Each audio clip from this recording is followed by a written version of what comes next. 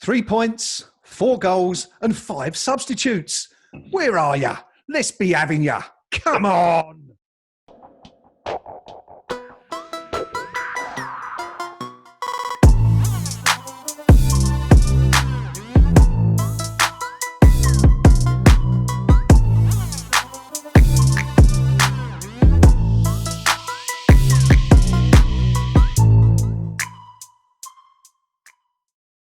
Welcome to episode 5 of the Mod Pod, the show 16 years in development, featuring a whole host of KUMB moderators. Joining me tonight on this latest episode are 5 of my fellow KUMB team members. Starting with, first of all, we have Rio on the show tonight. How are you? We also have a slightly poorly Gnome. Good evening, I think. We also have a boomerang featuring pink palermo. Evening all. And we have a reasonably happy Bristol Hammer back in the hot seat. Evening. And finally, joining us once again, our special guest for the 3rd show out of 5, Mr. Paul Walker. Evening, everybody. Good evening, everyone. Thank you for joining me tonight on our latest Mod Pod. We're going to run through quite a few things tonight. We're going to start by looking back at Norwich, that fantastic win for West Ham. We're then going to look at the other results from around us in the table afterwards. Not so fantastic as it transpired. We're then going to be having a quick look at how teams have been faring since lockdown ended and seeing how West Ham are comparing to their peers in the Premier League. We will be having a look also at the prediction roundup latest. The KUMB Player of the Year and Young Player is coming soon. So we're going to be asking our panel who they think are most likely to win or who they're going to be voting for this year. We'll be looking ahead to Watford. And also from the forum this week, we are going to be taking a look at footballers named after shops. Yes, exactly. We'll look back at that in a minute, but we are going to go right back to the top of that list, and we are going to start with Norwich away. The final score on Saturday, Norwich City 0, West Ham United 4. F-O-U-R, West Ham United 4. Unbelievable scenes for the Hammers. Unbelievable stuff from Mikhail Antonio. Rio, you were bang on with the stats on Saturday. Before the club website or anyone else even got on it, you were telling us who was the last player to score 4 goals and the last league player. Your quick review of Norwich, please, and what you think it might do to our chances for the rest of the season. Well, Norwich are an awful side, let's be honest. But how many times have we seen us capitulate against teams like that? So it's professional performance. We operated with Noble playing a much more advanced role on his return. We pressed higher. We denied the opportunity to play from the back, and it worked like a treat. What else can you say? 4-0 away at Ramon. As I said Saturday, though, I'm absolutely fuming because every year we go to bloody Norwich. It's the best day out in the league, and we end up with sod all. We'd miss it, and what happens? 4-0 victory, and like a goal-scoring record. So I am absolutely fuming still. Pinky, were you fuming, or are you a little bit happier after watching that on Saturday? A bit happier. I mean, although tainted slightly we've felt a little bit like school bullies picking on the littlest kid in school kind of thing. And it's more about Norwich than us. You know, Norwich, they came up, they spent, depending on which source you look at, either 1.2 million or 6 million, and they go straight back down again. You know, it's a financial plan rather than a football plan. So they were always destined to be relegated from the start of the season. But I would just consider, who are the fools? Norwich City, having spent next to nothing and take the parachute drop, the money, or Aston Villa Football Club, who are also quite likely, I'd say almost certain to drop with it. They've spent £150 million. Because one of those cities will actually have a club that's viable for the next several years, and the other one won't. And I wouldn't be at all surprised to see the for sale sign going up over Aston Villa again quite soon. As for us, what can you say about Antonio? superb performance, absolutely out of the top drawer. But again, he's doing it against championship caliber players, and that's the sort of the only bit that tempers it for me. But you take it 4-0 away from home at this stage of the season, you've got to be happy. Absolutely, can't knock it at all. For the record, Michail Antonio was only the 5th player ever to be awarded a maximum 10 out of 10 by a KUMB.com match reporter.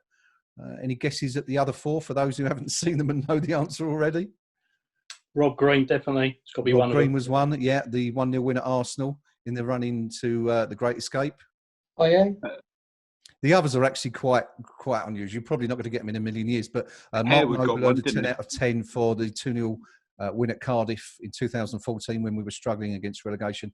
Marlon Harewood in 2006, as I recall, for an FA Cup match against Bolton. He scored the winning goal in injury time. We won 2-1, and I think that was the path to the final that year. The other one being, that is 4, isn't it? Yes, the other one being, of course, Jack Collison in 2009, who played against Millwall in that incredible, it was something else. He learned earlier that day that his father had been lost in a road traffic accident and still played.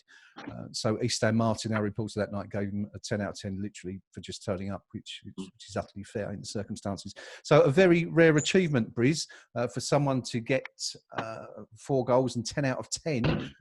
You weren't with us on Saturday. You were busy elsewhere. So we haven't heard from you yet. So what did you think about the game? Well, I was at beach in Devon paddleboarding, so Hard life. I had to sneak in and kind of watch the game on the highlights a bit later on while everyone else was still in holiday mode. But just to pick up on your point, I mean, Antonio's now been involved in 78% of our goals. I mean, that's a quite incredible statistic for someone who's not a recognised forward. Yeah.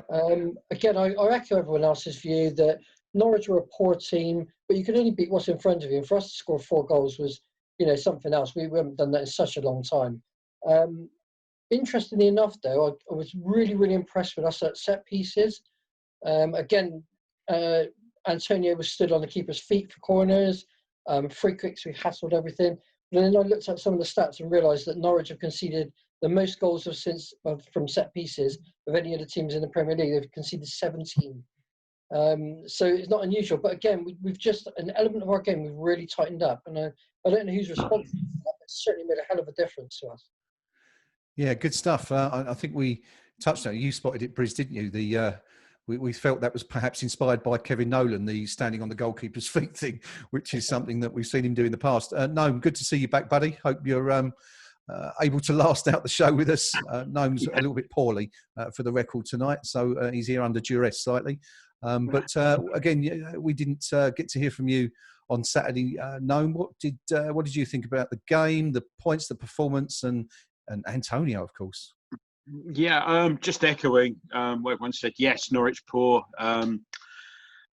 but there again, when has that been any sort of bar to us actually messing things up? Yeah, we lost to Tottenham for crying out loud. But I was having to watch it on a sort of BT feed on my phone whilst I traipsed around a shopping centre in Hampshire because I've been down to see my parents for the first time in a while. Sort of mum needed to get out and get some shopping done, so me having the car. So there was me and Jeff sitting outside various shops watching it on the phone, and every time a goal went in, me and Jeff would be sitting up there and sort of patting each other on the back, much to the amusement of ordinary passers-by. Mm-hmm. But they're a strange lot in Andover anyway, so I don't suppose anybody noticed. You can only beat what's there. It was a good professional performance. Yeah. And it was, we all felt really great for 24 hours. And then, as we'll discuss later on, suddenly things were brought back into sharp relief. Yes, weren't they just? We'll come to that in just a minute. Yes, we're all in ecstasy, Paul, for about 24 hours, as Gnome rightly says, thinking that we'd just about done enough to stave off the threat of relegation. And it didn't kind of transpire that way. But anyway, we'll come to that in a moment. What were your thoughts on the game? You were watching it with your pals again, I understand. The guys you usually go to on a regular basis to the ground with. Yeah, so watching it on Zoom again with half a dozen other guys. The nice thing about it was how many times on a Saturday do we go home feeling miserable and upset about what we've seen, just for a change. It was a really nice evening. Yeah. Didn't last much longer when you saw how Crystal Palace capitulated, but it was. I thought it was a good, sensible, honest performance. What impressed me most about it, I suppose, was Antonio's whole performance. And people keep saying he's not a recognised forward, he's a winger, he's a wing back. I think he's actually proved that he can play up front and do the job well. He's done it well against other clubs apart from Norwich. But there was something that Moyes said this week about how he'd been conditioned before he got there, and when he came back as manager, he felt that he wasn't fit enough. He didn't actually say he wasn't fit enough, because that we criticised in the previous regime. But that's what he meant. Wasn't fit enough, couldn't last 60 minutes, couldn't last 70 minutes, and they've worked him really hard. Now, he has a succession of soft tissue injuries which have held him back for months and months. Now, touch wood, they seem to have got him fit and over that. I think his fitness is crucial to us staying up, to be honest. Yeah, it's that's right. It seemed to be an on-running concern for Antonio with the hamstrings, but fortunately he seems to have been okay in the last couple of weeks, and it's certainly paying off whatever they are doing. Pinky, credit for David Moyes perhaps, or is it the case that I or any one of the chaps here could have picked an 11 on Saturday that could have quite comfortably gone out and beaten Norwich City? I mean, actually, both are true. You know, any one of us probably could. Norwich were poor, but you've got to give the manager some credit, because he takes the flak when it goes the wrong way, and I think it's churlish to say, well, you know, anyone could have done it, and even though it's probably true, the fact of the matter is he did do it.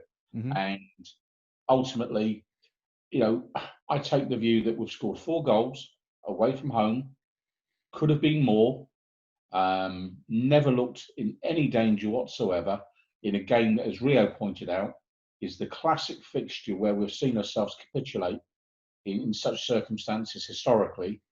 I'd credit the manager. I mean, you know, it'd be churlish not to. Good stuff. Rio, we made 5 substitutes as well Saturday. What was going on there? I mean, I think it was as many as we'd made in the previous 3 games. Yeah, obviously Moyes had a bit of a mad moment. I mean, 5. I don't know who's more risk of having a bit of a heart attack, Moyes or David Sullivan, when he thinks about the payment appearance money he's got paid. But again, like, it's good. We have to utilise the squad at some point, and when you're 4-0 up against a beaten side, that's the time. I'd like to see Ben Johnson get a run out, though, to be honest. I think that was the only waste of a substitute appearance there. All the old favourites got another run out. But yeah, no, it's about time it happened, but it just seemed a little bit strange. It was a bit of a lad's afternoon out, wasn't it, really? Just, you have a go, go on, yeah. It was interesting, actually, that Ben didn't get a game, because I think he must be the only one out of that squad who hasn't featured at some point in the last few games. But I don't know what that says about his manager's faith in him. But anyway, all's well that ended well. 4 goals, 3 points for West Ham, 7 points in the last 4 games, which was great. We thought we were safe. And then Sunday happened. Before Sunday, Saturday happened. Watford 1-0 down at home to Newcastle. Briz looked like it would be another win for the Mags, and they would do us a favour. But it didn't kind of work out that way. 2 penalties for Troy Deeney, the last of which came in the 84th minute to give Watford all 3 points on that particular game. So we now go into this weekend's clash, which we'll come to a bit later, level on points. But were you surprised to see Watford win that, Briz? I was, and yet again, another dodgy penalty decision. I think the one where the player plants his foot and then the forward innocuously touches it and dives across it, and they win a penalty. And I think that, for me, that what's been the great leveller, certainly at this end of the table, I don't think it's applied so much at the top end of the table, has been VAR. And again, I think they got a decision wrong, and it's probably going to go against us at the end of the season. But yeah, I think Newcastle have just kind of run out of puff, haven't they, at the wrong time? So although I was surprised to see the loss, I wasn't surprised to see the Newcastle players flagging on the pitch. I think they really have kind of just run out of steam. And I think, again, if this was the start of the season and they'd had the form that they've got, then maybe at the other end, looking at over their shoulders at the bottom of the table. We can't discuss VAR without bringing Gnome into the conversation, of course. You would have seen that one by now, Gnome. We saw another few very, very strange decisions at the weekend. And one thing that we didn't point out, we haven't spoken about yet in the Norwich game, but one thing we chatted about during the game was, I don't know if you saw it, Gnome, but there looked like an absolutely blatant push on Michail Antonio in the first half. I don't know if you clocked that one. But once again, anyway, some very strange VAR decisions at the weekend. Well, VAR, there are two problems with VAR. One is the system itself is a little bit, it's been sort of hacked together, and you end up with people sort of waiting for half an hour while somebody looks at it and then still gets the thing wrong. And the second thing is that the underlying problem with the refereeing in this country is simply not good enough. The whole setup is designed not to improve standards, but to protect the people. Once they're in the select group, they're in, and pretty much for life, irrespective of how good their performance is. If you were looking at, over the last, 19 years, I think it was 2001, I think PGMOL came in. If you're looking over that period, and you were saying, yes, PGMOL is definitely there to actually improve standards, how long would Mike Dean genuinely have lasted? They've got a setup there where I'm not saying there is anything amiss and betting scandals or anything like that. I think it's most unlikely. But PGMOL have set up the perfect situation whereby if somebody did want to start messing about and fixing Premier League games, they've got the perfect situation for it now. Who's going to notice if Mike Dean sends somebody off mistakenly? Because he's done it so many times before. So you've got, the fact is that our refereeing's not good enough. Absolutely zero referees at the last World Cup that we had were good enough to go there. And there are reasons for that. Secondly, VAR is in the hands of the people who aren't good enough in the first place. So you'll find that something that should be spotted on VAR, the same person, if he's not going to give it when it's right in front of him, if he sees it 20 times and he still doesn't think it's an offence, then he's not going to give it. He's still wrong. There was an interesting comment from Pierluigi Collina about VAR, and he said that, I can't remember the exact quote now, but it was something along the lines of, referees, you shouldn't be using it to back up your mates. And that's what I think is happening. People have, you've got your mate, you're sitting in Stockley Park, and you see your mate mess up, and you think, but that's, I'll give them the benefit of the doubt, when they really shouldn't be. You don't see it in cricket. We've just watched the Test match where quite a large number of umpiring decisions were overturned. There's no embarrassment about it. The third umpire says, you've got that one wrong. You're on camera now, reverse your decision. Nobody gets upset about it, but that's the way it should be in football. Unfortunately, I don't think it is. No, it's and we also saw, we're talking about VAR and the West Ham Norwich game, but there were some really, really strange decisions. We saw another one, Paul, in the Aston Villa and Crystal Palace game. 11 minutes gone. The ball comes over. Palace score. Was it Sacco? I think it might have been Sacco. Yeah. The ball came off his shoulder, right there where I'm pointing, not down there or kind of there, right there on his shoulder blade. And the ball's in the back of the net, and after deliberation, VAR decides to rule it out. Villa survive that scare and go on to win 3-1. And of course, it's not the first time that Villa have benefited from VAR in recent weeks.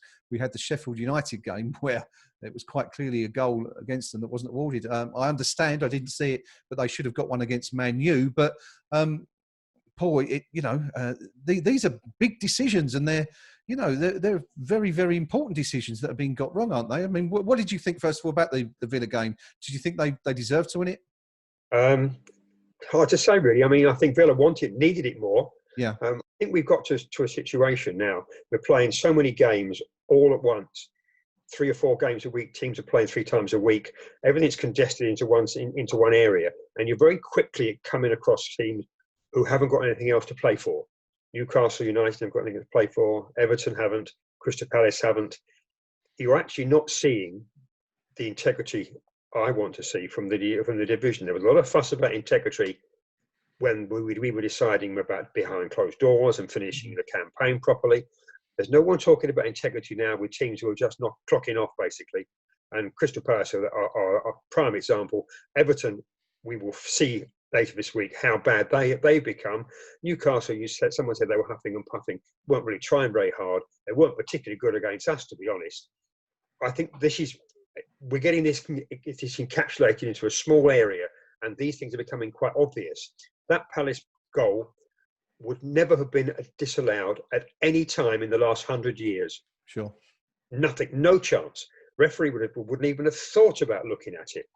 Then you see in the Sky running it over and over again the following day. I think it's Dermot Gallagher who does their referee watch, and he was trying to point to the ball grazing the badge on the guys here. Well, it's nonsense, isn't it? It's utter nonsense. That was a goal. That was a header that caught the top of his shoulder and went in. No referee in a million years would have disallowed that until this season. The one good thing about coming out of VAR, nothing wrong with VAR. I think the equipment's fine. The decisions are wrong. FIFA, I think, are taking over control of it about how it's implemented. It's not just going to be Mike Riley and his mates. It's going to be run by FIFA. Will be interesting to see how they handle it. I think there was a refereeing conference somewhere over the last couple of weeks where they were discussing VAR right across Europe, and the attitude was the only place that there's a problem is in England. You're not seeing Italian football or Spanish football or German football with lots and lots of whinging and moaning about decisions, because they are implementing it the way FIFA want. We, as is usual, think we can do it better. Yeah. Now, our adaptation of VAR has been a disaster. I was in favour of it, and I think I've written this right from the start. I thought it would level things out. It would eradicate bad refereeing. All it has done is shifted the bad refereeing to a caravan park off the M4. It's simple as that. Yeah, it's absolutely right. Yeah. People who were making the mistakes on the pitch are now making the mistakes in the caravan park. Yeah. Yeah, you're absolutely. I think you're spot on.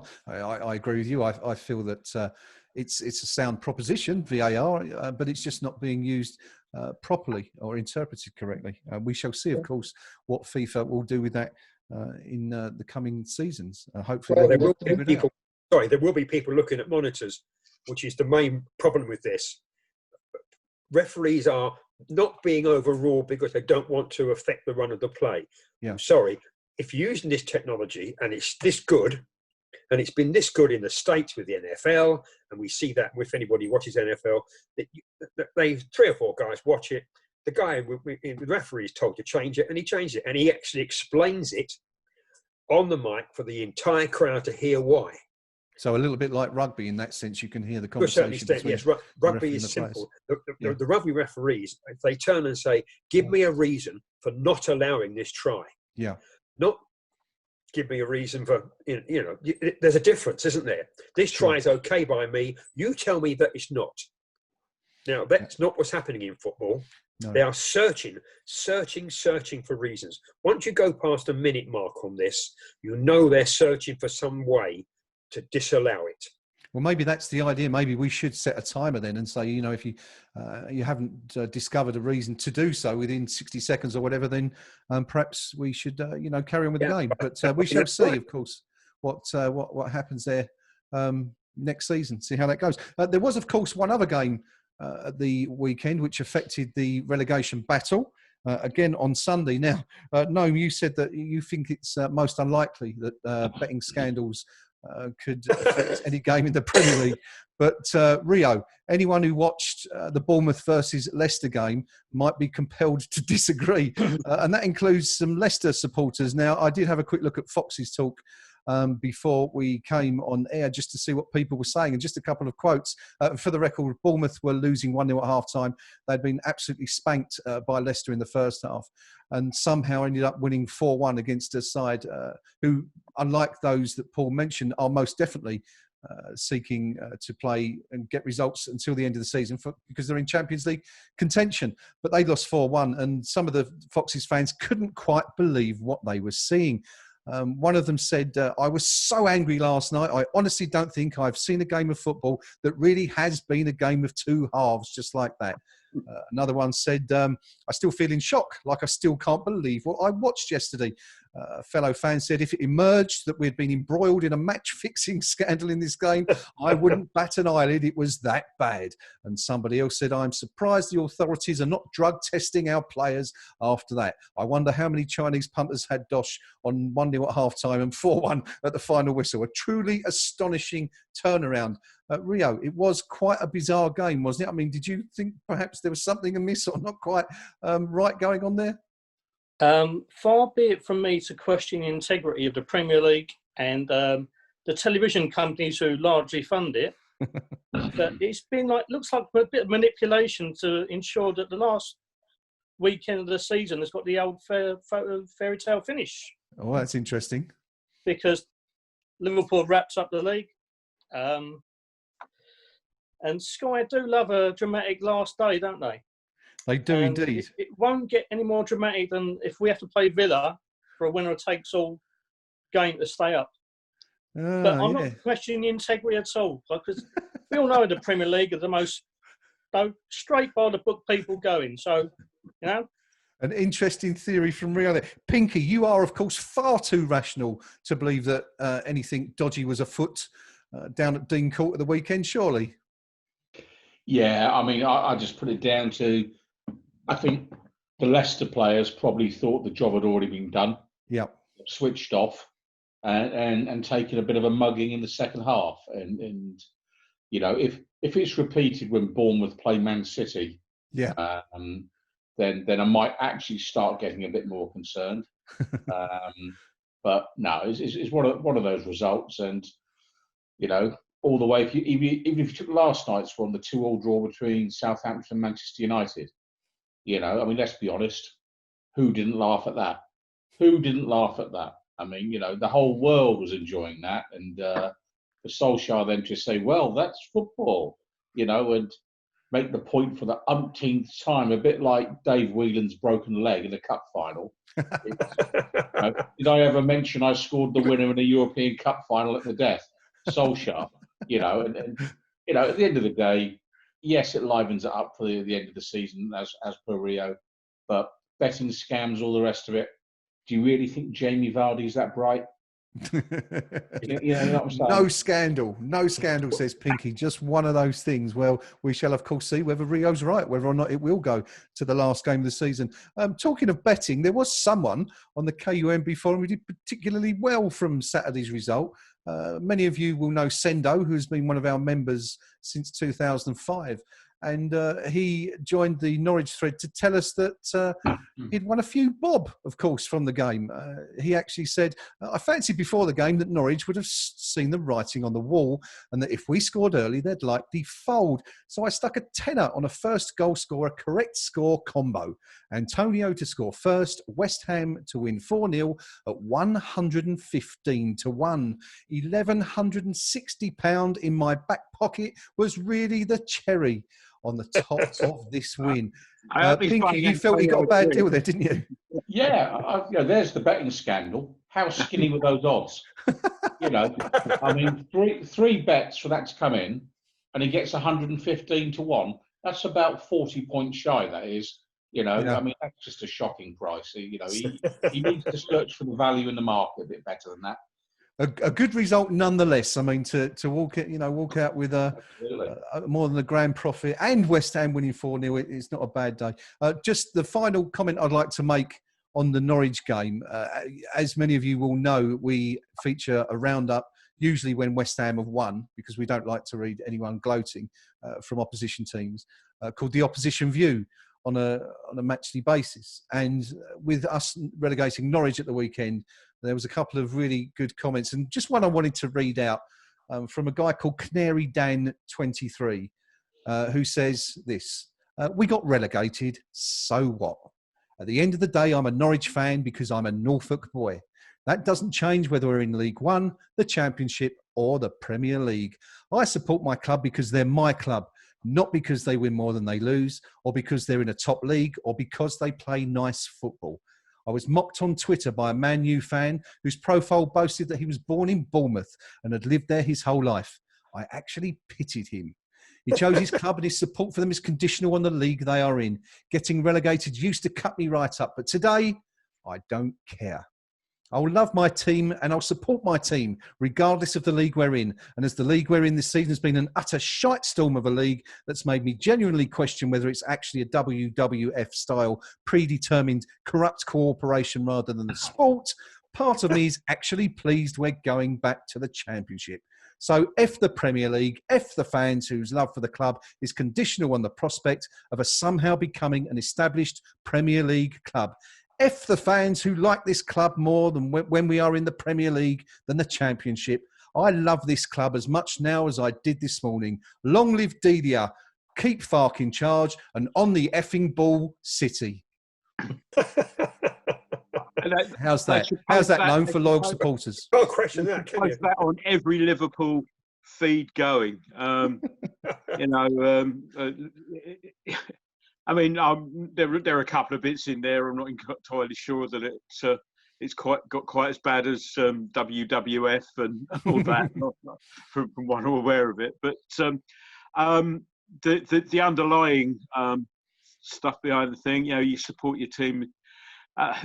I'll dig it out at some stage. Bobby Robson once came out with a slightly less expletive fueled rant, shall we say. Not a rant as such, but it was about what football's all about to him. And it was, it's local pride, it's pride in your team, something you've got a connection with. Mm. And fair play to him. Hats off to him for that.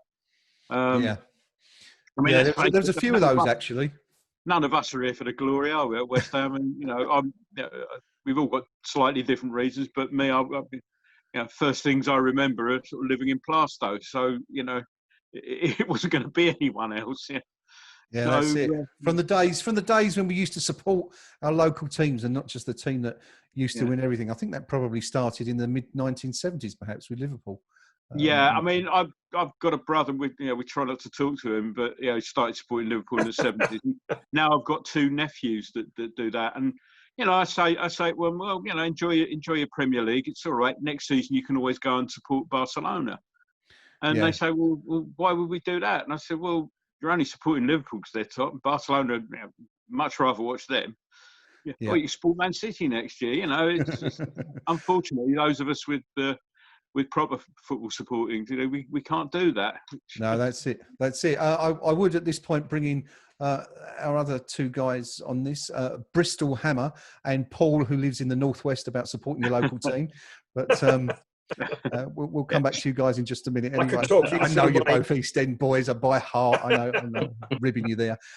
Form, there is a new league table which has been produced to show how each team's form is since lockdown.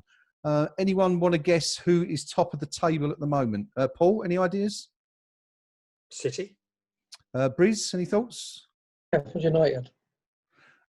Paul's actually right. It is Manchester City. They're top, 15 points, maximum 5 points. Sheffield United are 1, 2, 3, 4, 5, 6, 7th actually at the moment. West Ham are 13th with 7 points from our 5 games. But the bottom 3 of the bottom 4 are actually Villa, Bournemouth and Norwich, with Crystal Palace, who of course lost to Villa on Saturday, in there as well. Just wanted to ask you guys, Paul, is there anyone who's particularly surprised you since Project Restart began in mid-June? Any teams, that is, not any players. I think Burnley, to be honest. I mean, I hate to drag Burnley into this, but well organised, efficient, effective team. they don't throw in the towel. They just keep playing. I mean, I wouldn't particularly want to watch that every week, but that's a bit pedantic. Burnley have done particularly well. Can I just? There's a point actually about big clubs that I wanted to mention. Sure. One of the threads I saw, there was an Arsenal fan who used the expression "things that we have been through," and he was absolutely slaughtered for about 5 hours. Everybody saying, "Are you absolutely serious? What have you been through?"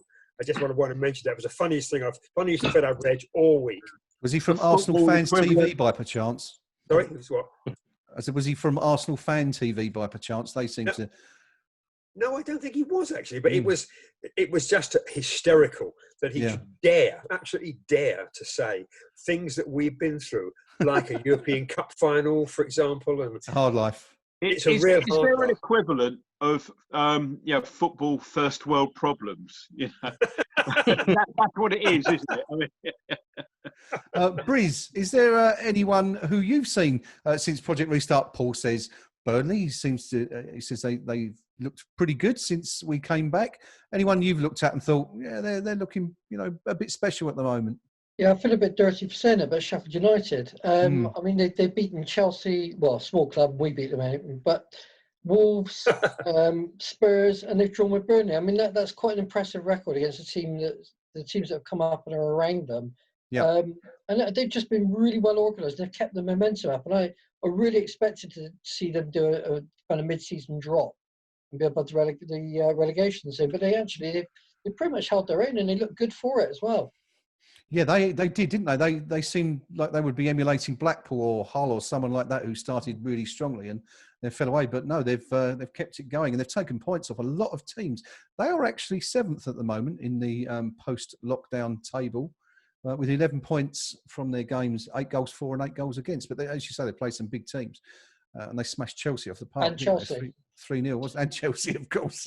Mr. Palermo, what are your thoughts? Any team out of that lot, out of the current 20 teams that's particularly taken your eye since restart? Yeah, and it would be Manchester United.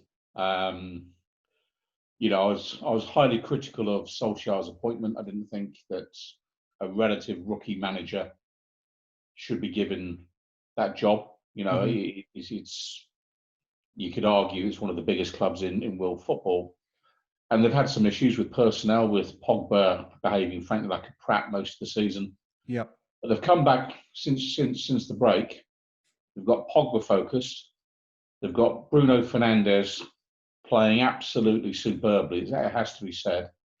And with Mason Greenwood, Martial, Rashford, we've got to play them in a week or so's time, whenever it is. Good luck facing that team at the moment. They're on fire. They've still got their problems at the back. I mean, Harry Maguire, please, £80 million, please. That's not looking great value, I don't think. But they're a team that have decided they want to get in the Champions League by right. I think they will. I think they'll keep going now. And fair play to Solskjaer. You could say, well, anyone could do that job, but actually, you're turning up and you've got to work with Paul Pogba every day, who thinks he's better than everybody else in the team, and maybe the arrival of Bruno Fernandes has actually demonstrated to Pogba, yes, you're a good player, young man, but there are other good players, and maybe just that one signing that Manchester United made earlier this season, I think they'll actually start to turn into a team now that will be challenging again for the title. Maybe not next season, but certainly the following season. And their squad age is very young. So if I had money to spend 2 seasons' time, I'd turn that on for them to win the league in 2 years. Good stuff. Manchester United currently 2nd in the form table since Project Restart began with 14 points, 4 wins. And no, that can't be right. Now, how have they got 14 points? Oh, I see. 6 games they've played, 4 wins and 2 draws. I was like, how can they have done it with 4 wins and 1 draw? In my rudimentary math skills can figure out that doesn't add up to 14, but they played 6 games, hence they are where they are. So Rio, we've had, Pinky says Manchester United.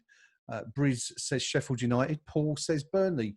Do you agree with any of those, or are you looking elsewhere for your full team since we began again? Obviously, United have improved massively. Manchester, that is. But my pick is Southampton. I think under Hasenhüttl, he's got a bunch of players with no standout stars, but they've been playing some great football, very spirited. Obviously, they beat City, which is a great result. They should have beaten United up yesterday because they was all over them for a large part of that game. Yeah. I think the 6 games back, they're 1-3 and drawn 2, if I remember rightly. They yes, they have got a defeat in there. I haven't got the actual results in front of me, but 3 wins, 2 draws, and a defeat. They're 6th in the form table since we began again. Yeah, I mean, Danny Ings is the club he supported as a boy, and he's loving life, banging in goals galore. You've got the likes of Ward-Prowse and Redmond, who are very tidy players, and I wouldn't be averse to seeing over our place. But yeah, they've really impressed me. Yeah, I'm glad you said that, actually. I wondered if anyone would mention Southampton, because for me, I think they're the team that has really, really... I mean, bearing in mind, they were one of the favourites for relegation, I think, at the start of the season under Hasenhüttl. So they've done fabulously well, especially since the restart. Gnome, you are a man who knows Southampton very well, with your family coming from around the area. Would that be your choice? I'm sure you couldn't possibly choose them, but who's taken your eye? Yeah, family don't come from there. They ended up pitching there. Just, can I get a message to you, by the way? DL's desperately trying to get in. If you could let him in. I've just seen him. Here he comes.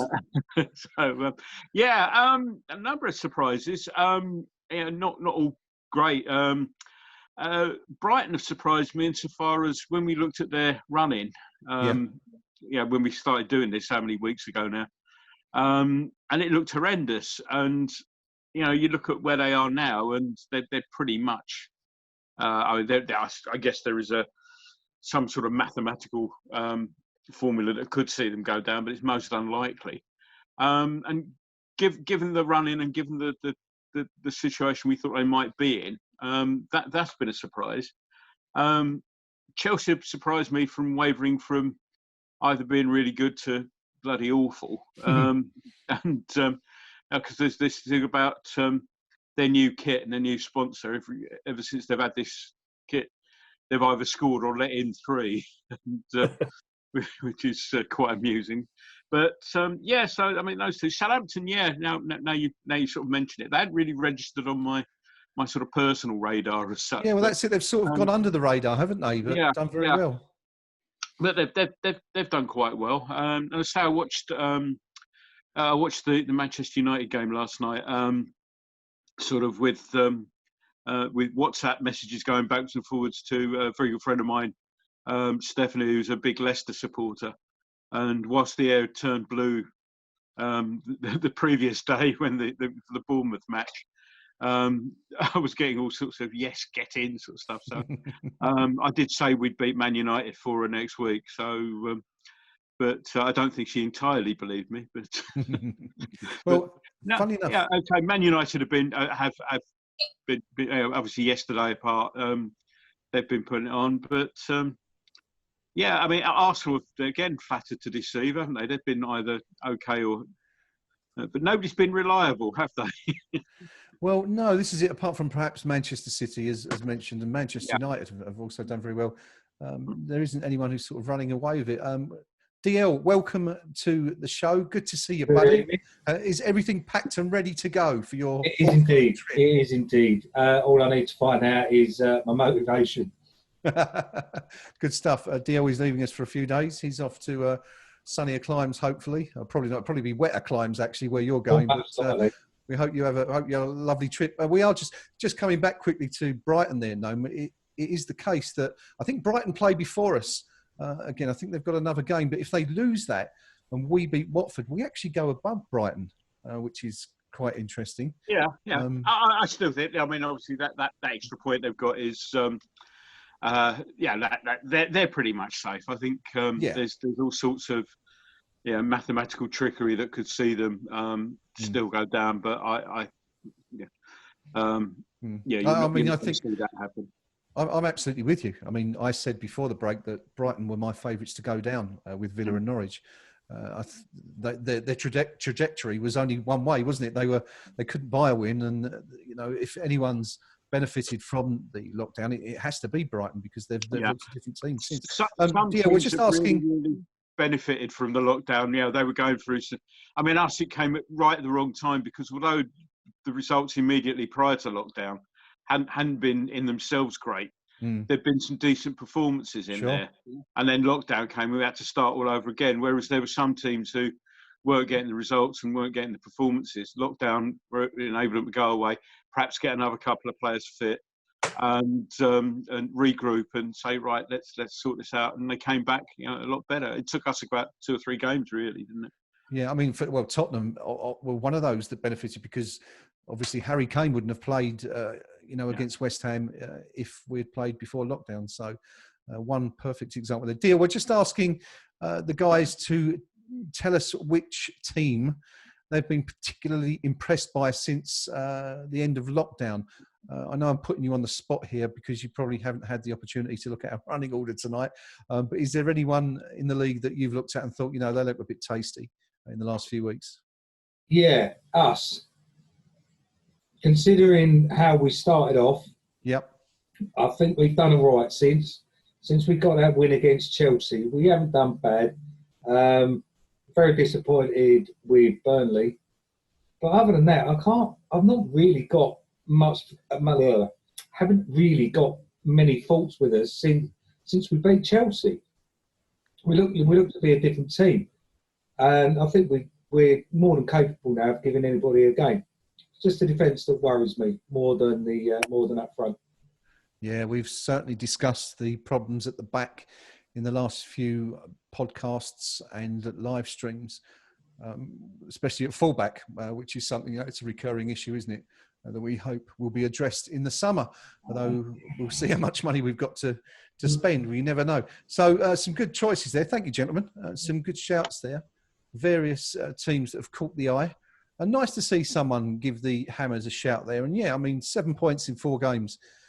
It's put us in a good position, even though the other teams around us had good results at the weekend. It's put us in a strong position, and a win on Friday, which would make it 3 wins, 1 draw and 1 defeat in the last 5. Were that to happen, is certainly nothing to be sneezed at. So good stuff indeed.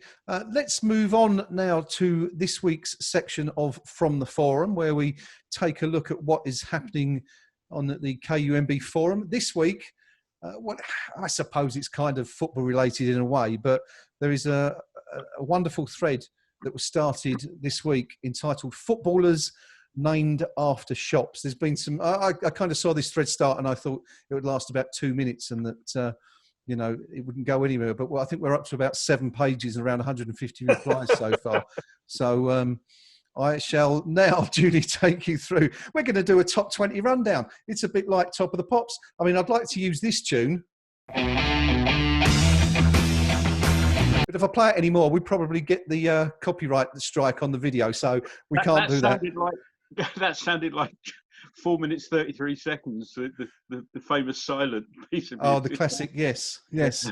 Imagine that in the background. But this is our top 20 rundown of famous footballers named after shops.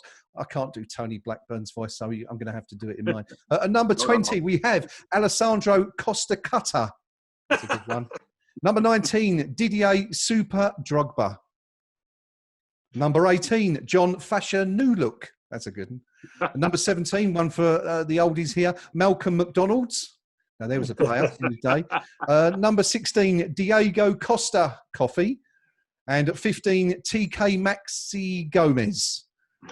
Coming in at number 14 this week, we have Fortnum and Mason Mount. Followed by number 13, we've got Argos Hiddink. That's a good one. This week's number 12, climbing is Tony and Guy Demel, or Guy Demel, I suppose that should be, shouldn't it, really? Kind of have a bit of artistic license there. And at number 11, we have PD Seaweld. Moving into the top 10 of our footballers named after shops. At number 10, I like this one, Sean Carpet-Wright Phillips. And some very inventive stuff, as you can see on the forum. At number 9, Ruud van Nistelrooy for those of you who like your convenience stores. Number 8, we have a run of former Hammers, starting with at number 8, Denver Spa. Remember him?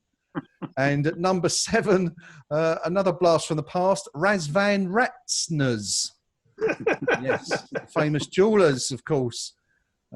Commonly referred to a Ratner moment now whenever someone makes a faux pas. At number 6, like this one, Moyes Are Us. Good old time. Oh, that's my favourite one. And then one of my, I'm not sure why I put this at number 5 because it really should have been high. But at number 5, we have Robin van Persie Ingalls. For those of you who know your East End stores. Getting close to the number 1 spot at number 4 this week, we have Rio Ferdinandos. And at number 3, following the High Street theme, Prime Mark Noble. Excellent. Number 2, who's at 2 this week? It's got to be Andy Wimpy at number 2. But this week's number 1 is a player you all used to love and we used to boo him, Samasi Aboots. At number 1 this week. Gentlemen, has anyone got any they'd like to add to that? Well, Cafu Nero. Oh, I like it. I like it. Breeze, what about you? Yeah, I'd like to pick up on Thomas's one, which was Tammy Abraham's girl, which I thought was quite cool. Anyone else, or are we all punned out for the evening? I think we're all Not quite a footballer with a shop name, but I just put it right. But Paul will probably back me up on this. It's part of the world, really. But the now infamous football commentator Stuart Hall actually used to have a travel business, which he called Stuart Hall International Travel. Which you can imagine the sign on the shop outside with the genuinely did, and you couldn't work out why it wasn't a success. Thank you to everyone who took part in that, Fred. There's a type of shop you could use as a footballer, which is Gordon Banks. Ah, yes, yes, good un. Yeah. How long did we wait for you to come on? So I go now. Wait and steals the show. If you want to see more fabulously named footballers named after shops, get onto the KUMB forum and jump into the thread and enjoy. I could have read 50 out. There's some really good. Larry Lloyd's Pharmacy. Sorry. There you go. I think they're going to keep cropping up as we think of them now. Interjecting throughout the rest of the show. Forwards. We're going to move on from the footballers named after shops, Fred, which is a classic, and we are going to move on to this week's predictions now. Now, I shall put the table up once again round about. Where are we going to put it this week? Let's put it down by Gnome's corner. I'm backwards here. Down there, that's it. This week, you can see the prediction league scores. There was a few points being scored for the Norwich game because, unsurprisingly, a few of us were pretty sure West Ham were going to win at Carrow Road. Not everyone, though, Pinky, of course.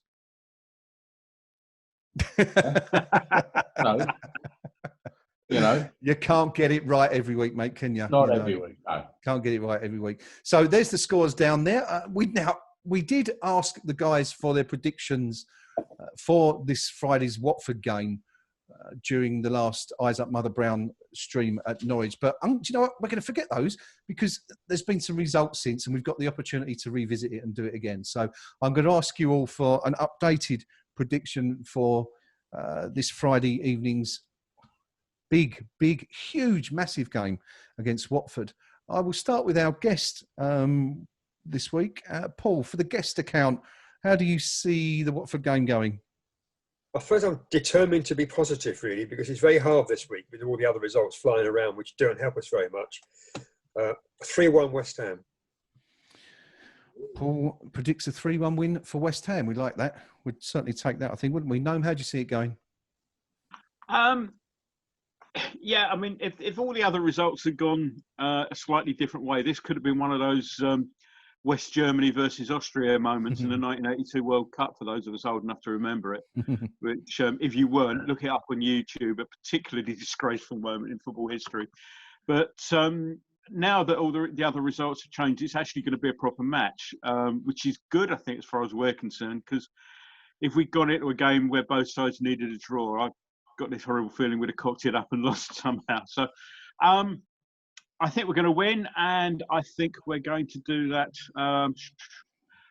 Yeah, I'll go 2-1. 2-1. Gnome says 2-1 win. Paul goes for 3-1. Gnome goes for 2-1. Rio, are you going to continue this arc of positivity? No. Kind of. I've got a little bit of a fact here. The first 10 times I see West Ham play Watford anywhere, the first 10 games were all 1-0 at West Ham. Wow. It's a really, really quirky kind of twist of fate. But I'm going for 1-1 this weekend. 1-1 says Rio, which, given that we're going into the Manchester United game after that, could well indeed leave the Villa game as the winner-takes-all match. Breeze, how do you see it going Friday? I think we're going to win 2-1 with Fornals getting the winner, and everyone forget about I'm blaming him for the goal where he was trying to help the fullbacks out. So, yeah, I think 2-1 to us. Yeah, he seems to have taken a bit of stick, doesn't he, lately, poor Pablo, for one or two things. Pinky, are we going to win this weekend? Not on your life, no chance. 2-1 defeat, nailed on. It's the most obvious 2-1 defeat you pick all season. It's written in the stars. I mean, I've said it before. A ball was kicked. When the fixture list came out last year, it was going to go to the final game of the season. Yep. Aston Villa, winner takes all, and it wouldn't be West Ham if we put this to bed ahead of that. Why would we exist if we could sort of just drift through the last 90 minutes of the season, knocking the ball around like Zidane? It's not going to happen. It's going to be Maximus Noble, the final game of the season. He's going to bang in a penalty in the 93rd to keep us up, and he's going to hurl himself into the stand. This is what's coming. And bounce off the seats, presumably. Friday night, no, not for us. I don't think so. Okay, a heavy dose of realism perhaps delivered there by Pinky, predicting a defeat for West Ham. DL, over to you, buddy. How do you see it going? Depends on what West Ham turn up, doesn't it? Start of after the lockdown West Ham, we're going to get beat. If it's the current West Ham, we're not going to lose. So I'm going to go for a draw. Score? 2-2. Okay, so just totting up, we have 3 home wins. Paul, Gnome and Briz, 2 draws, DL and Rio so far, and Pinky going for a defeat for West Ham that would send us into a last day battle, presumably, unless we can pull off a miracle at Manchester United. And of course, let's not discount that, given that this is West Ham after all. For my part, I think I'm going to sit on the fence, as is often the case, and I'm going to go for a 2-2 draw. I think we're quite capable of scoring against Watford. Their defence appears to be as leaky as ours. However, I just cannot shake the thought of Troy Deeney taking over our TV screens in the 89th minute, celebrating, an equaliser, or hopefully an equaliser, not a winner. But yeah, I'm gonna go with DL and Rio and predict a draw. So a real mixed bag of predictions this week going into the Watford game. We're going to come back to Watford in just a minute before we wrap up the show. But before we do that, I just want to look ahead to something else that we do on Knees Up Mother Brown at this time of the year. Because since 1997, we have been selecting a player of the year, a KUMB player of the year, to run alongside the official Hammer of the Year poll. Now, they're nearly always the same result, although there have been 1 or 2 exceptions in the past where we've picked someone different to the club's selection, which is odd, really, because I'm presuming it's the same people that vote for it. But that is the case anyway. Just going to run through a couple of these names. These are the best players we've had.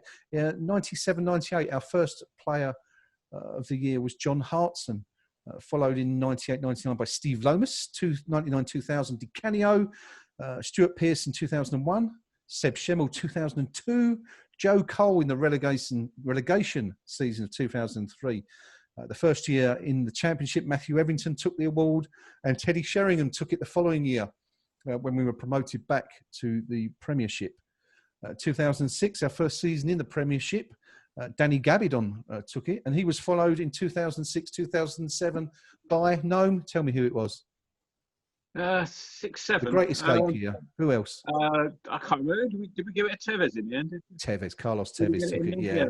Took it in 06, 07. 2007, 2008, Robert Green became our first goalkeeper to win it, before Scott Parker won it in 2008, 2009, 2009-10, and 2010-11, emulating the club award, winning the Hammer of the Year, or the KUMB Player of the Year, 3 years in a row. In 2012, it was James Tompkins, who was followed in 13 by Winston Reid.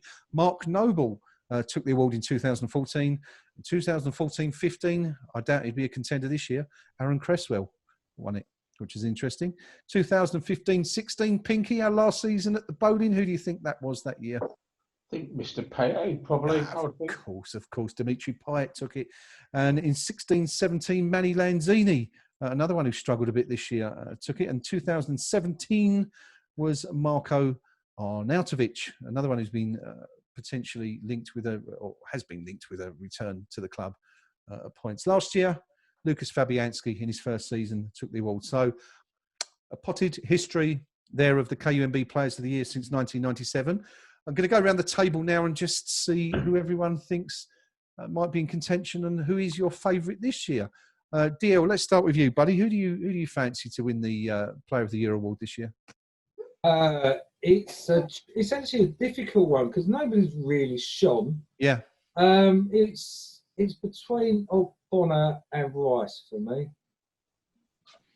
Okay, good stuff. And we also do a Young Player of the Year award, which is for players aged 21 and under. Now, this is normally always a fairly close category. I think Danny Potts won it for about 10 years in a row. Mark Noble, of course, won it for a few years. No, actually, we've had a few different ones. Recently, Declan Rice won it last year. Eddie Milson-Fernandez the year before. Reece Oxford before that. Reece Burke. Dylan Tombides the year before. Danny Potts. Zavon Hines won it even. So there's been a few mixed names. But I guess we've got two real contenders, haven't we, this year? And that'll be, you've already mentioned him, Declan Rice. And also that lad out on loan at West Bromwich Albion, who we hope can come back and do things next season. I don't know if it's young, then I'll give the seniors to Bonner, and Rice this year can have the youngsters. Okay, good stuff. Paul, who would be your Player of the Year based on what you've seen so far? I'm loath to give it to a defender. I know Bonner gets quite a lot of good reports, and he's been decent this season. But we let in so many goals, so many poor defensive headers from corners, free kicks. I can't give it to a defender. I think that the way it's going, I think Antonio has had a major impact on everything that at this club's happened since the lockdown ended. And I think what he did on Saturday and the other goals he scored and the fact that he is, touch wood again, fit, I think he could have a major impact on the end of the season, and I would give it to him. Okay, and the Young Player Award? You can't look any further than Declan. He's been outstanding, really. He's carried the midfield at times. He's carried the team at times. He's very, very near to being Hammer of the Year. But I think that he's a young player, and if you're looking for a young player under 21, we ain't got many of those, have we? If you think about it. Well, no, that's it. That's why I say it really is a choice of two, isn't it? It's a choice of Rice or Grady Diangana, who's out on loan at West Brom. They're the only two that have really shone, I think, this year. It might have been Ngakia if he had stayed and played a few more games. Just stayed around, but he might want to win it, yeah. But I don't think he's going to win anything now. Breeze, what are your thoughts on Player of the Year? For me, it's Declan Rice all year. I think the bloke's been absolutely brilliant this year. When he took over as captain, I was really, really impressed with him. I think he's held the team together, and there's been some absolute dire performances, and in every performance he's shone. He would be in my Premier Team of the Year in the position he plays. Yeah. I just think he's such a good player, and I think that hopefully he'll stay with us. I can't see it, but hopefully he will. And I think he'll have many years to come as a great player. I would like to give an honourable mention to Robert Snodgrass. I think it's been really improved this season. And there's always a tendency to look post-lockdown.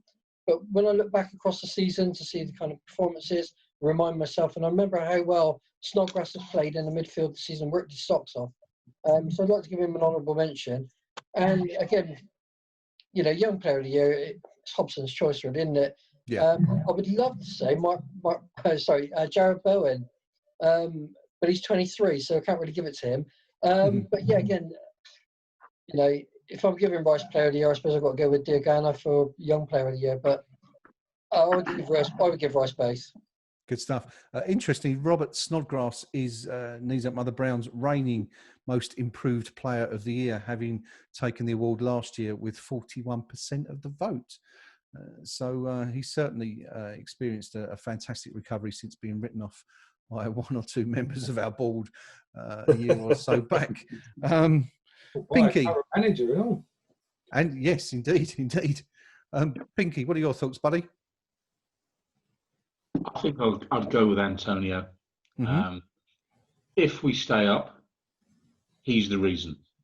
Simple as. And it's been a poor season.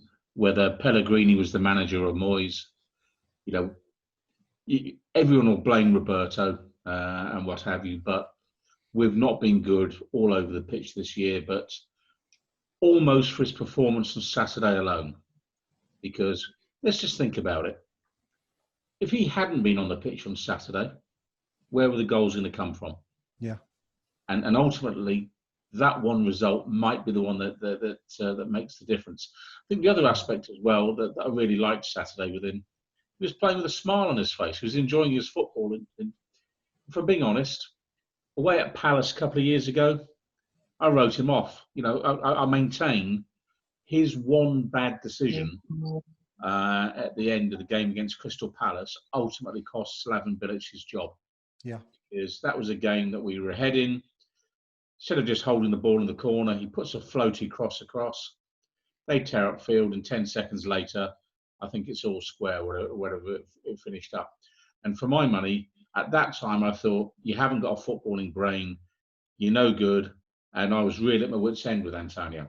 But yet again, he fights back, gets fit, as Paul's mentioned, and I think he's looking probably better now than he's ever looked for us. And so for him, for my money, I'd go with him. In terms of young player, I'd go with Rice, mainly because I think Dean Garner is now 22. So Dean Garner is now disqualified. I'm disqualifying him live on air. The rules state that as long as he's afraid- 21 at the start of the season, he can qualify. Oh, So we'll have to take that to a stewards, I think, that one. Okay, all right, I'll give you that one then. But young player of the year doing it for another club, I'm not so sure I want to do that. And I'm not convinced that Dean Garner is actually capable of doing it in this division. Rice, on the other hand, excellent for a young player, outstanding. I guess time will, of course, tell next season, assuming West Ham remain in the Premier League and Dean Garner returns. There were links today, I noted in the paper, with Celtic as well as one or two other teams. So it'll be interesting to see, what happens there in the summer. 15 million quid was paid, wasn't it? That was what, Pinky? Sorry, 15 million quid was the rumour. Well, it makes you wonder whether they'd be tempted, wouldn't you, at that price? We were talking about the club needing to. They should be. Take money in, yeah. I mean, you never know. Interestingly, Declan Rice is the reigning Young Player of the Year on KUMB, and he won it the year before as well. So it looks like Rio, he could be heading towards a hat-trick. Who's your Player of the Year, and do you agree with the majority of the team that Declan should be in line for that third gong in a row? Young player, definitely Declan. There's no other competition available, and he's an outstanding player. My Player of the Year, Roberto Jimenez. He's been he's unified the whole support in thinking we finally found the worst goalkeeper in the Sasa Ridge to represent West Ham. So now apart from that, Angelo Ogbonna. In a season where defending has largely been something we read about on the internet rather than we practice in games, he's been a leading light. He has no support whatsoever from the fullbacks. He has barely any support from the midfield apart from Declan. So, and he's produced a string of really solid and impressive performances. He got a lot of stick when he first come, in and out, but I like the fella, and he's done immensely well this season for me. Good stuff. Rio going like DL for Angelo Ogbonna as Player of the Year. He certainly was the front runner, I think, before we went into lockdown, and seems to have managed to retain his position there with one or two of us. Last but very much not least in this little roundup, Gnome, your Player of the Year and Young Player of the Year, please. I'm a little cheesed off because between Pinky and Rio, they've nicked all my best lines, because I was actually going to say something along the lines of, if we stay up, it'll be Antonio will be the reason. And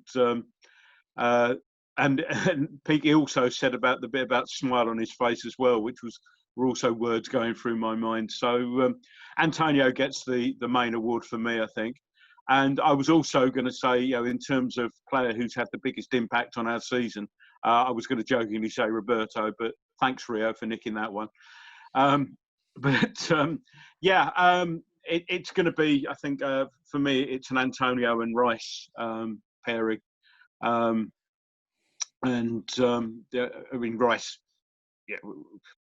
we're saying, how old is he now? He's just 21, is he? 21. Yeah, I mean, and he'll have to go for the main award next year then, won't he? Hopefully. But yeah, it's going to be a crap competition next year, that's for sure. Yeah. If Giancarlo goes as well. Yeah. I mean, we're having the usual categories in this. We're going to have best new signing as well. We have. So, I mean, there's no point in asking about worst signing. Yeah, I wasn't going to go and worst player, because I think the time that we gave Adrian his award, if you remember that, when we got access to the players at the Boleyn just before the last game of the season, and most players were coming out with the usual the usual thing that PR guys have told them to say whenever confronted by supporters. This means a lot because it's from the supporters, that sort of thing. Very nice. And Adrian, bless him, was he was over the moon, wasn't he? He was bringing his wife and everything, wasn't he? I remember Mark Noble banging on the wall while we were trying to interview Ricardo Vaz-Tay. Yes. I've still got my Adrian can of San Miguel up there somewhere that he signed for us that day. So, those are my two anyway. Antonio, Declan Rice. Sorry, we digress. I blame the medication. Digressing equally slightly, I'm just going to zoom out of shot for a brief moment. And talking of things we've stolen from the Boleyn, I still have my bottle that Slaven Bilic used during his press conference after the final game at the Boleyn Ground against Manchester United. There you go. I did finally clear the water out the bottle last year, so it doesn't stink of putrid water. But there it is, and there, of course, his name's San Miguel. I don't know if you can see it in the light, but it's got his signature. It's got Adrian 13 on it. What happened that day was we were hanging around while the players were finishing training, because they were training at the ground rather than at Chapel Heath or Rush Green, wherever. And while we were hanging around in the press room, there were these crates and crates and crates of cans of San Miguel were all sitting around there.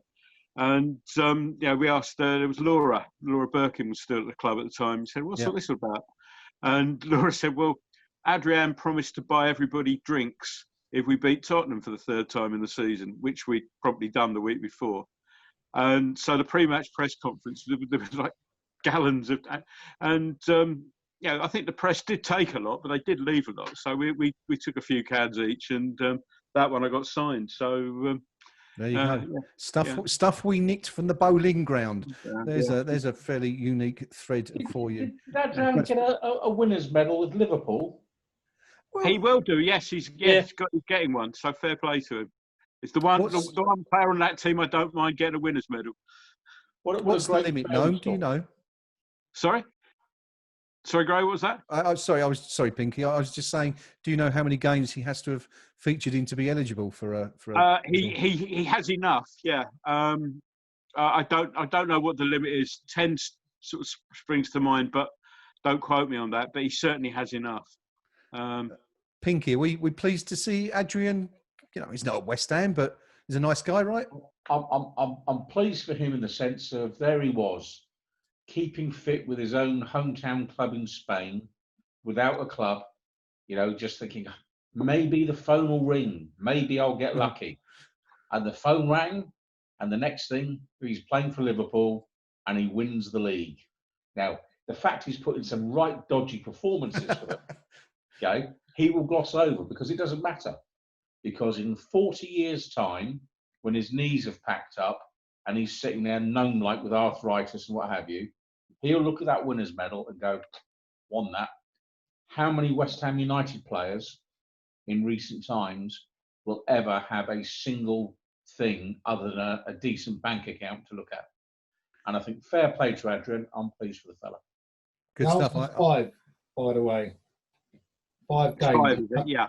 And I've just Googled I it. thought it was 5, yeah. And there's actually something came up that's a useless or useful bit of trivia, which is what former professional footballer has played for 4 out of the 6 Premier League winners, but has never actually won it. And everyone goes speechless.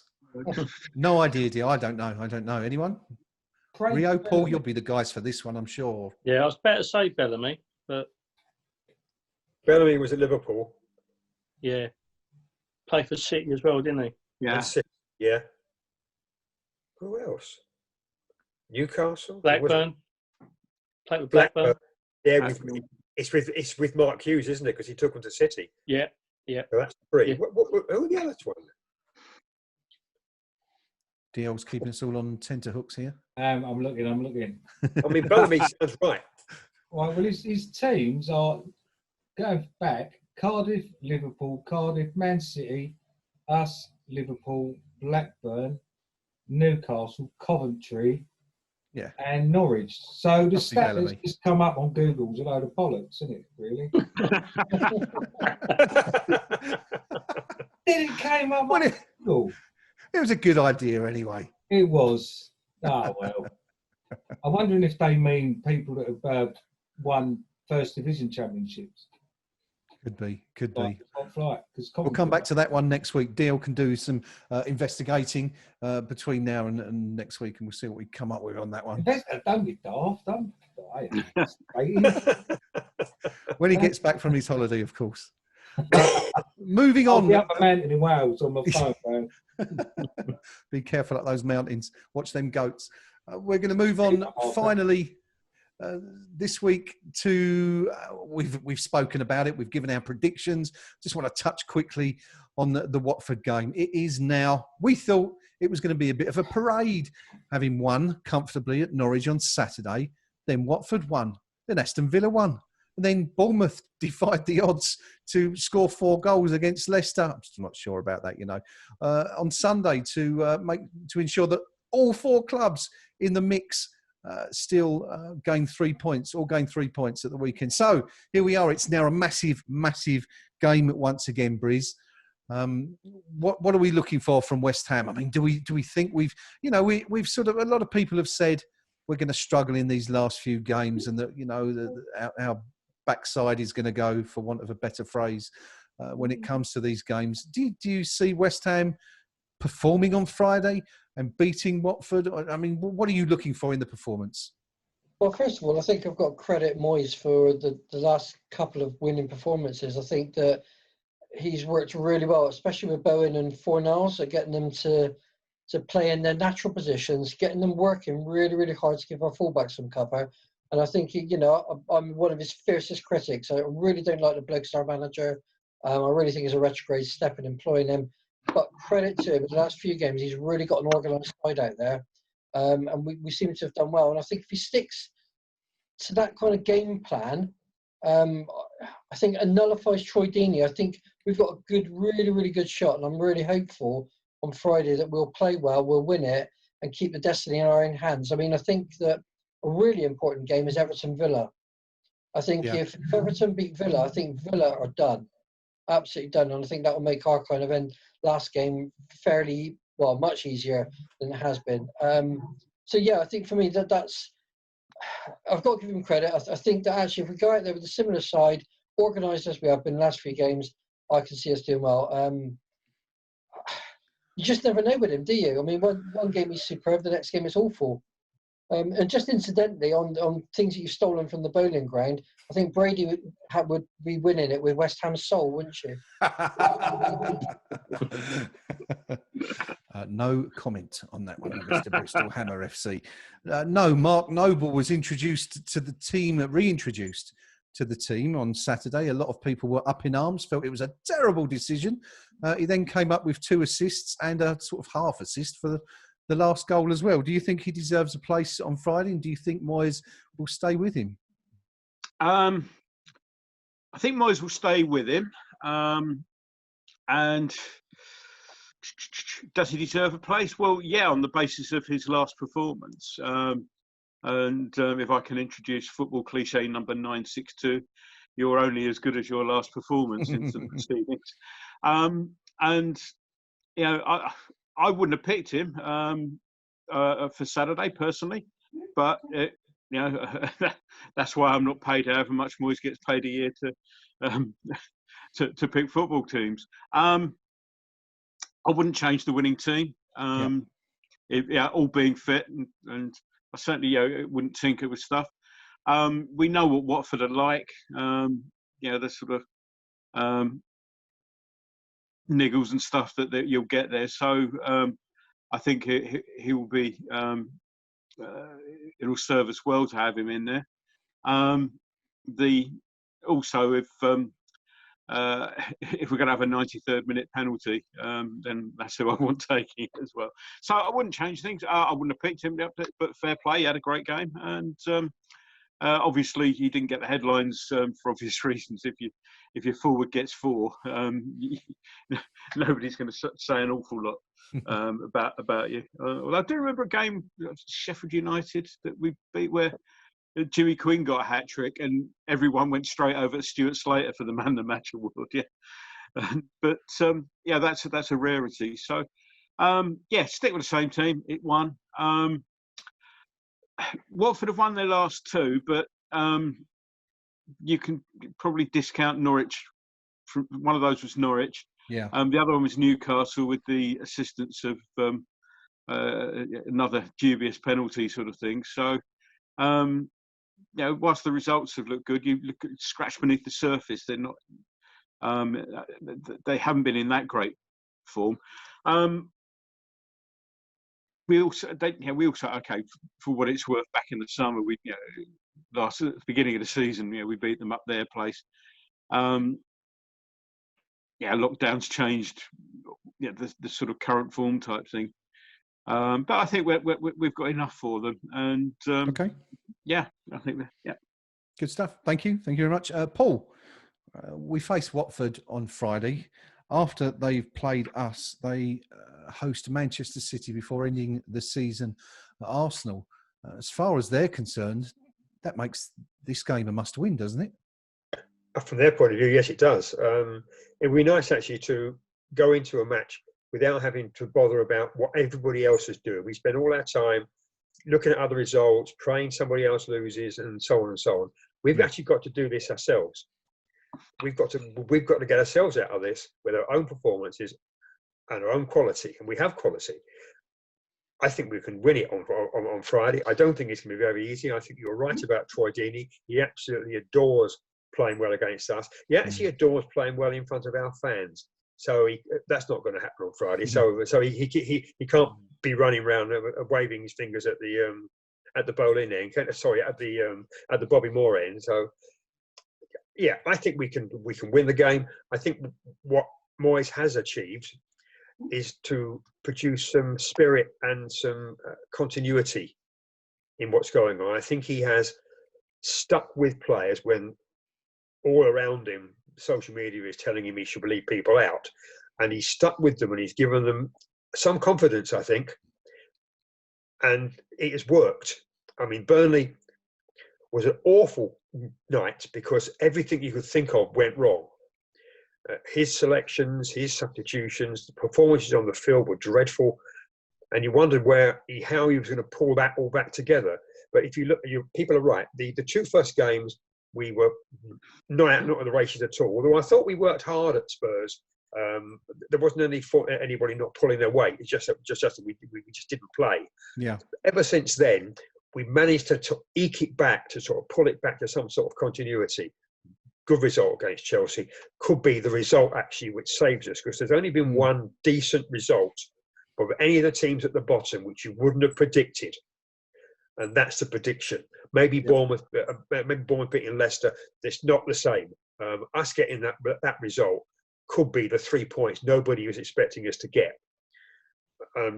It's down to us, isn't it? It's down to our own confidence, our ability, and the whole thing has to come together on Friday. If we don't win on Friday, we're not going to get anything at Old Trafford. Forget about that.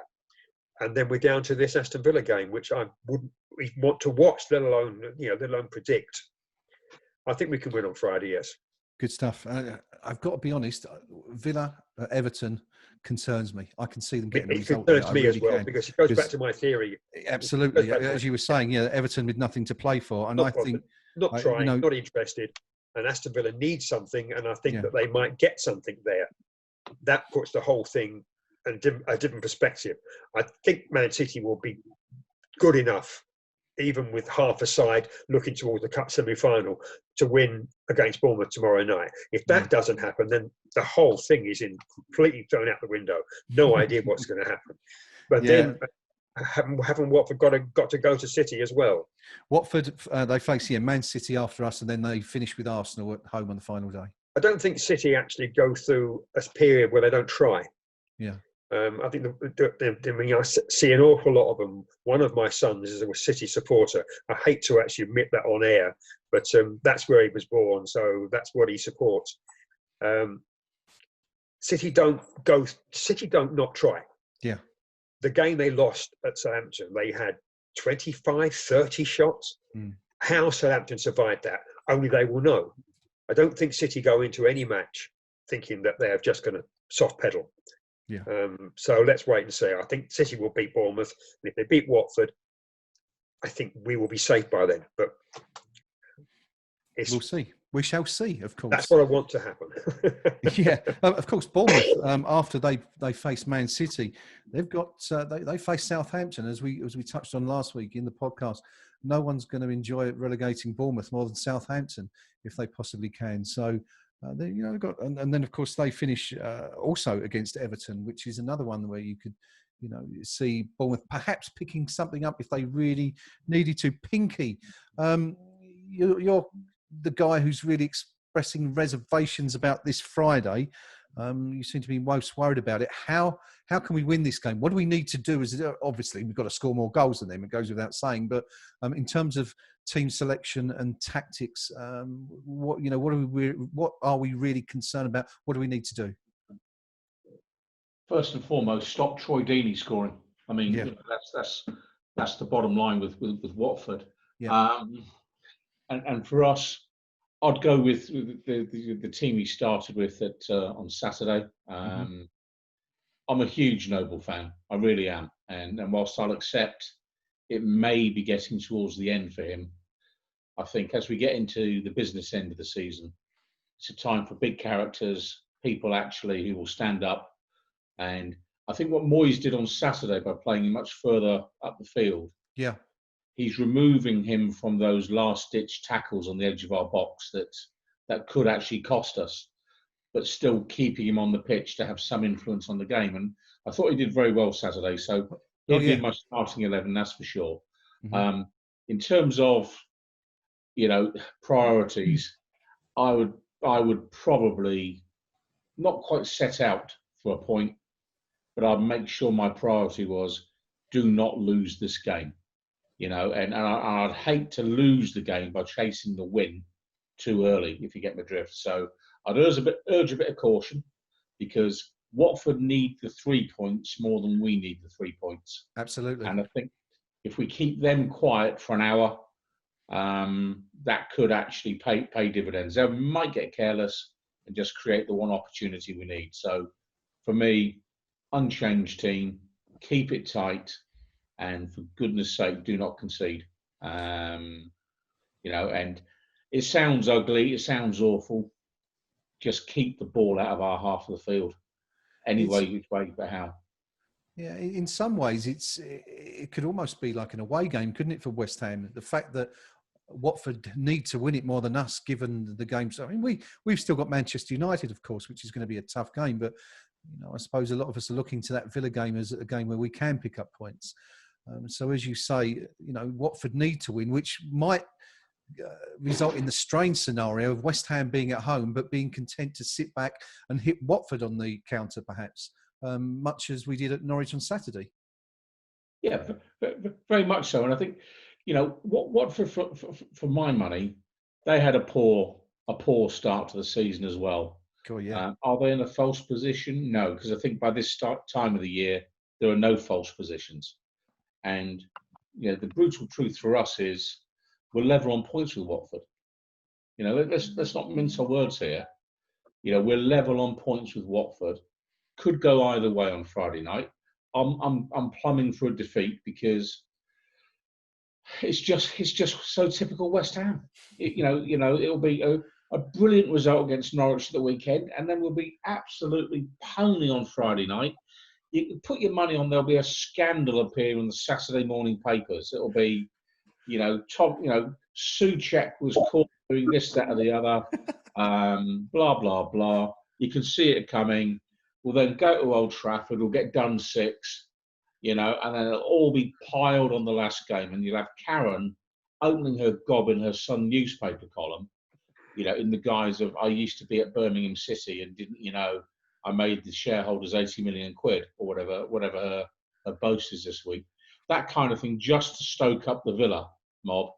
And I genuinely can't see past that final game being absolutely everything on it, because that's the game that Rio wants. As Sky's official representative on the show, that is the death or glory game. The top's done. Champions League will be settled by then. It's all about West Ham or Villa. That's it. Thank you, Pinky. DL, coming to you. Do you agree with Pinky and Gnome? I think it was also who said that we should continue with an unchanged team. Go with a winning side and carry on where we left off. Yeah, and looking at the table as well, I think we actually need to go out and win this game. Okay. If we win and scores go, other results go our way, we are safe. We are basically safe. If Villa lose, at the moment they're sitting on 30 points. If they lose the next game, even if they're to win the next 2, they're going to be on 36. So they're not going to be able to catch us if we beat Watford, because we'll be on 37. Mm-hmm. And then you've got Bournemouth. They're currently sitting on 31 points. Now, again, even if they get 37 points and lose the next game and win their last 2, they're going to be on 37 points. But we've got 9-goal swing against them. Yeah, and of course they have Man City to play next. Yeah, if we win the next game, we're safe. It's simple as that. But by the same token, if Watford win, they're in exactly the same position as us. Now, Arsenal haven't been playing particularly well. Not really. I could see them getting something from Arsenal.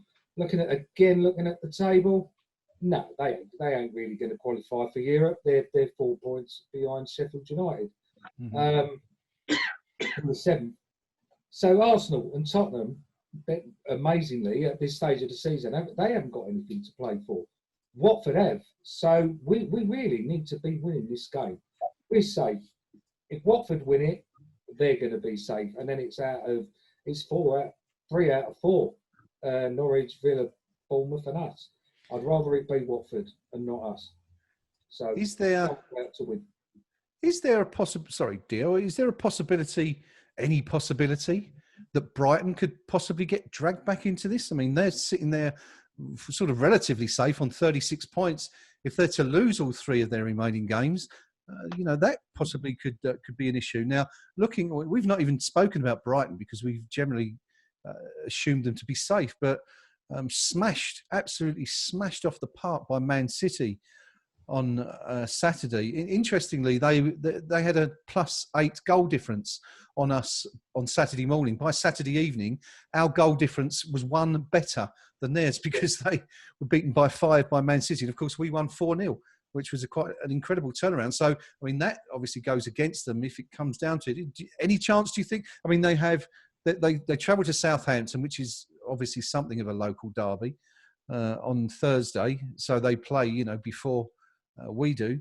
They then host Newcastle, which is the team Paul says look like one of those sides that, have got one foot on the beach, to coin a phrase from Pinky already. And then they have to travel to Burnley on the final day of the season. So what do you think, Dio? Any chance they could get dragged into it?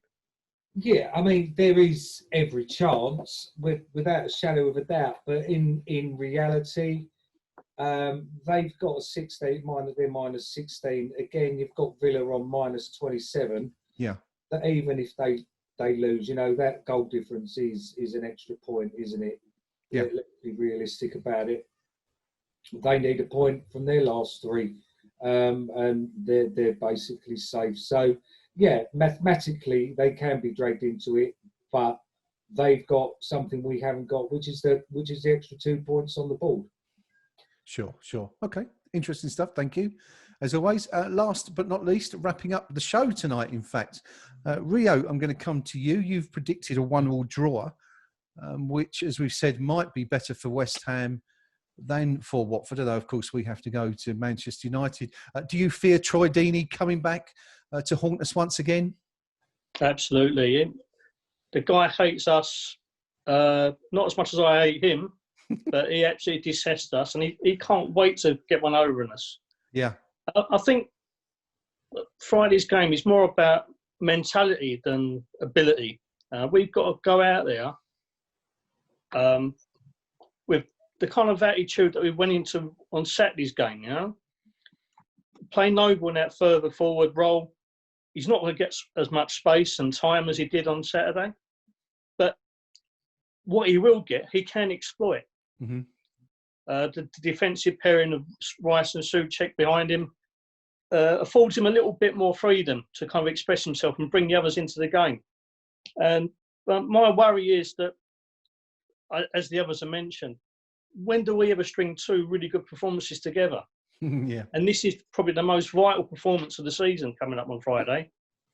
And that's my fear. I mean, Watford, when Nigel Pearson first came in, he absolutely transformed them. They got them working really hard. They got result after result. And the lockdown came at a really bad time for them. And they didn't really recover until, obviously, the 2 penalties the other day. And that could be the springboard for them to kind of relaunch their season a little bit and their spring for survival. We've got a nullified Deeney. We've also got a nullified the midfield. Don't let Will Hughes have time on the ball. If Pereira does start or if he comes off the bench, get on him. Don't let him have the room and freedom that he kind of thrives in. We've really got to be careful. And I'm worried that we won't approach it in the right manner. We won't know whether to sit back and hit on a break or go forward in search of a goal. It's an absolute West Ham nightmare, isn't it? Not knowing exactly what to do. I think there'll be a lot of tension in the air. I've actually talked myself into thinking I should have put a defeat down, to be honest. My work is done here. I have put doubt in Rio's head. Just in addition to that, we've been talking about Deeney. The usual sort of information sources rate him as 50-50. He has got knee problems. I think he'll play because obviously he's kind of their talisman more than anything else, even if he's only scoring penalties at the moment. Looking at their fixture list, obviously, I think they'll rest him for the Man City game. I think if there's any doubt, so if there's any chance of him playing against us, I think he will. Okay. But just thought I'd throw that. Yep, good stuff. Just wonder if perhaps they're toying with us a little bit, Watford, by suggesting that he's not fully fit. One of those, classic tactical moves that we've certainly been known for in the past. What he wanted to do the Ditch reducer in the 3rd minute, wouldn't he? Yes, but of course, all shall be revealed on Friday night when West Ham United tackle Watford in what will prove to be an absolutely huge game. For both teams' chances of survival in the Premier League this season. That is about it for tonight. My thanks to my panel for joining me once again on the Mod Pod. We shall be back with you on Friday, of course, live for the Eyes Up Mother Brown broadcast, where we provide alternative commentary. Myself and the gang sit through the game and go through the highs and lows with you. It would be great for as many of you as possible to come and join us for the game, talk to us throughout the match, let us know what you're thinking via the YouTube chat or the match thread on KUMB. That's live from, what time's kick? 8 o'clock, isn't it? Friday, I think? Yeah. 8 o'clock. So that will be, we'll be live. What was that deal? Sorry? I might be back by then. Oh, good stuff. Good. Yeah. Well, it'll be good to have you, buddy. Let's hope you can bring us a bit of luck, because we're certainly going to need everything we can get, I think, on Friday. So at 8 o'clock Friday, we shall be broadcasting live again. The next KUMB modcast, modpod, will be on Sunday, when we've had a chance to digest the results of the weekend. In the meantime, if you'd like to get in touch with us, send us an email at our new email address, which is modpod@kumb.com. Or, of course, as always, you can get in touch with any of us via the KUMB Forum, where most of us loiter when we should be doing something better instead during the day and night sometimes. In order to be notified of when all our shows go live, make sure you subscribe to our YouTube channel. And if you've enjoyed the show, give us a like. You can also be notified of Preview Percy's match previews each and every week. It's not even every week, it's more like every 4 days now. So lots of content being pushed out via our YouTube channel right now.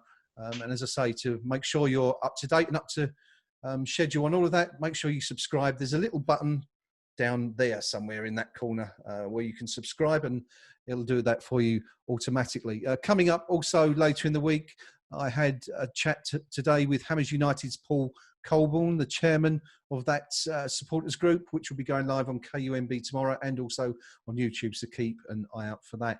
It just remains for me to say thank you to my panel tonight, and also to our listeners for tuning in, or our viewers, I suppose you are really, because we're on YouTube, aren't we? Although we do it on iTunes as well. So you could be either, whatever you are. Anyway, thank you for joining in. To my panel tonight, I'd like to say a massive thank you to Rio. Pleasure. Cheers, Rio. Gnome, thanks for joining us. Hope you feel a bit better. Cheers. Thanks, guys.